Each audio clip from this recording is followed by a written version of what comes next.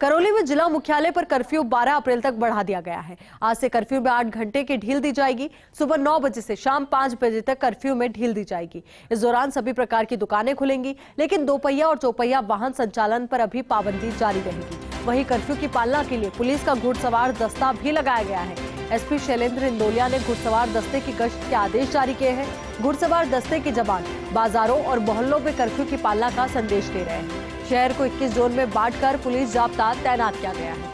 शहर को 21 जोन में बांटा गया है और कोशिश और कवायद इसके जरिए यही है कि हर एक जोन पर पुलिस की जो टीम तैनात है वो नजर बनाए रखे। पुलिस प्रशासन लगातार हर एक चीज को ध्यान में रखते हुए पूरे मामले में चाक चौबंद है। तो वहीं करौली में नव संवत्सर बाइक रैली पर पथराव के बाद तनाव का ये पूरा मामला है। जिले में इंटरनेट सेवाएं आज भी निरस्त रहेंगी। कर्फ्यू की अवधि भी 12 अप्रैल तक बढ़ाई गई है। इंटरनेट बिना लोगों को भारी परेशानी हो रही है। बैंकिंग, ऑनलाइन पढ़ाई, आवेदन और प्रमाण पत्र आदि का कार्य पूरी तरीके से प्रभावित है। इंटरनेट बिना एटीएम से भी नहीं हो रही है नकदी की निकासी। इंटरनेट के बिना एटीएम से भी नकदी की निकासी नहीं हो पा रही। अब सोचिए कि हालांकि अब 8 घंटे की ढील आज दी गई है, पर ऐसे में इंटरनेट बंद है, चौपहिया और दोपहिया वाहनों पर प्रतिबंध है, तो ऐसे में आम लोगों की समस्याएं अभी भी बरकरार है। पर उम्मीद यही की जा रही है कि जैसे जैसे शांति वहां पर बनी रहेगी, वैसे वैसे तमाम चीजों को लेकर के ढील वहां पर दी जाएगी। तो मामले में गिरफ्तार 6 आरोपियों को किया जाएगा आज अदालत में पेश। बड़ा अपडेट इस वक्त आप तक पहुंचा दे कि करौली में नव संवत्सर बाइक रैली पर पथराव के बाद तनाव के मामले में गिरफ्तार 6 आरोपियों को आज अदालत में पेश किया जाएगा। 6 आरोपी 2 दिन से चल रहे थे पुलिस रिमांड पर। एसआईटी टीम प्रभारी किशोर बुटोलिया करेंगे आरोपियों को पेश। मामले में अभी तक 28 आरोपी गिरफ्तार हुए हैं, 2 बाल अपचारी निरुद्ध हुए हैं। तो अभी तक 28 आरोपी गिरफ्तार हुए हैं और 6 आरोपी 2 दिन से चल रहे थे पुलिस रिमांड पर। एसआईटी टीम प्रभारी किशोर बुटोलिया इन आरोपियों को पेश करेंगे। मामले में अभी तक 28 आरोपी गिरफ्तार हो चुके हैं, 2 बाल अपचारी निरुद्ध भी हुए हैं। अब इसी को लेकर ज्यादा जानकारी के साथ हमारे सहयोगी मनोज हमारे साथ जुड़ चुके हैं। मनोज, आपसे अपडेट चाहेंगे, इस वक्त क्या अपडेट और कितने बजे आरोपियों को पेश किया जाएगा? जी बिल्कुल, मैं ताजा अपडेट पूरे घटनाक्रम का बताना चाहूंगा। आज कर्फ्यू में 8 घंटे की ढील दी गई है, तो वैसे जनजीवन आज कुछ सामान्य नजर आ रहा है। लोगों के चेहरे पर सुकून है और दुकानें और बाजार खुलने से एक सामान्य स्थिति चहल पहली बाजारों में नजर आ रही है। जहां तक बात करें, पुलिस की ओर से एफआईआर दर्ज की गई थी, उसमें 37 लोगों को नामजद किया गया था। 37 में से तो अभी 16 की गिरफ्तारी हुई है, लेकिन कुल गिरफ्तारी जो पुलिस की हुई है वो 30 की हुई है, जिनमें 28 और 2 बाल अपचारी हैं।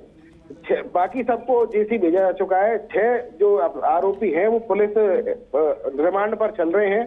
उनको आज एसआईटी टीम प्रभारी किशोर बुटोलिया अदालत में पेश करेंगे और अन्य आरोपियों की तलाश के लिए अलग अलग टीम गठित की हुई है, जो तलाश में जुटी हुई है। चलिए मनोज, बहुत बहुत शुक्रिया आपका हमारे साथ जुड़ने के लिए, पूरी बातचीत के लिए।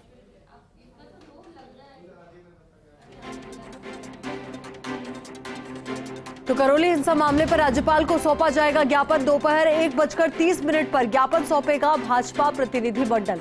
भाजपा प्रदेशाध्यक्ष सतीश पूनिया, नेता प्रतिपक्ष गुलाब चंद कटारिया, उपनेता प्रतिपक्ष राजेंद्र राठौड़ समेत अन्य प्रमुख नेता मौजूद रहेंगे।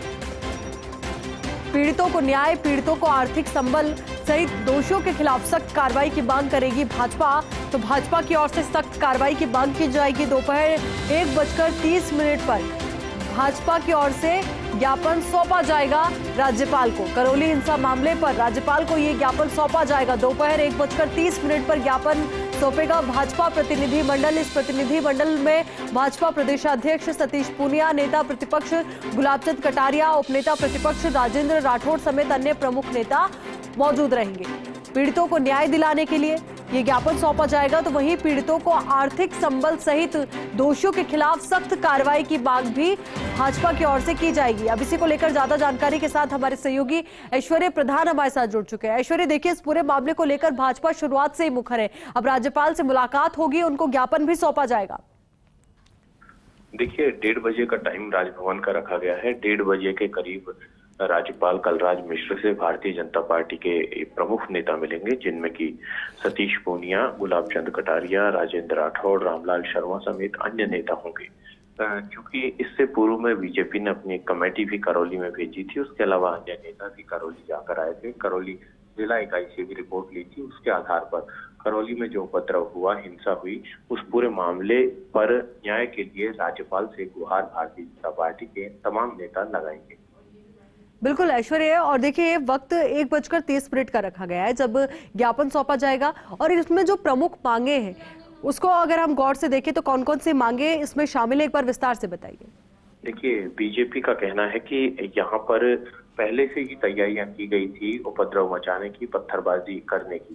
पहले से ही पत्थर जो हैं वो इकट्ठा कर लिए गए थे और अपनी छतों पर रख लिए गए थे, जिससे कि रैली पर पत्थर बरसाए जा सके। दूसरा बीजेपी का आरोप है कि जिस दिन ये उपद्रव होना था उससे पूर्व उस क्षेत्र की कुछ दुकानें थी वो पहले से बंद कर दी गई थी। ऑटो चालक है वो ऑटो नहीं घुमा रहे थे, और वहां पर जिन एरियो में जिन्हें पहले से पता था, उन्होंने इस तरीके का प्लान किया था जिससे कि उन्हें नुकसान ना हो और दूसरे लोग जो हैं उन पर पत्थरबाजी के जरिए नुकसान किया जा सके। ये बीजेपी का आरोप है और कहना है। उसके अलावा पलायन का मुद्दा है। बीजेपी कह रही है कि वहां से कई दलित और पिछड़े लोगों ने पलायन किया है, उनकी भी लिस्ट बीजेपी के पास है।